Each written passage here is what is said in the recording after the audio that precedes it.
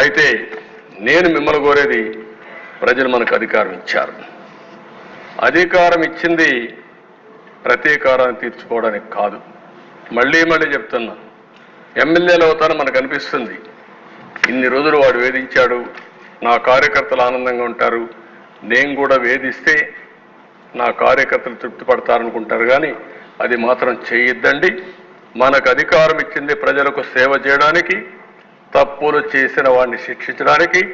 శిక్షించే బాధ్యత ప్రభుత్వాన్ని, సేవ చేసే అవకాశం బాధ్యత మీదిగా తీసుకోవాల్సిందిగా మరొక్కసారి కోరుకుంటూ, ఎక్కడా దీన్ని ఉపేక్షించడం. ఒకవేళ కానీ మన వాళ్ళు తప్పు చేసినా ఏమనుకోవద్దని మొన్నైతే పవన్ కళ్యాణ్ గారు చాలా స్పష్టంగా లేజిస్లేటివ్ పార్టీ మీటింగ్లు చెప్పారు. ఇక్కడ కూడా మొన్న కూడా చెప్పారు. నేను మనస్ఫూర్తిగా అభినందిస్తున్నా.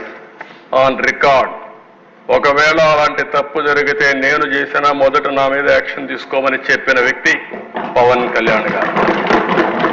అది ఆయన యొక్క సిన్సియారిటీ. కాబట్టి మన మీద ఈరోజు అపోజిషన్ లేదు కాబట్టి మనం ఏదో మాట్లాడుకుంటే ఎవరు రేజ్ చేయలేదు అనుకుంటున్నాం. కానీ మనం చేసే ప్రతి పని 5 కోట్ల మంది అనుక్షణం నిరీక్షణ చేస్తున్నారు, వాచ్ చేస్తున్నారు.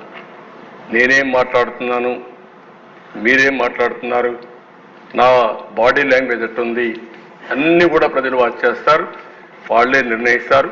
దయచేసి మీరు గుర్తుపెట్టుకోవాలి, మనం జవాబుదారీతనం ఈ హౌస్ 5 కోట్ల ప్రజలకి.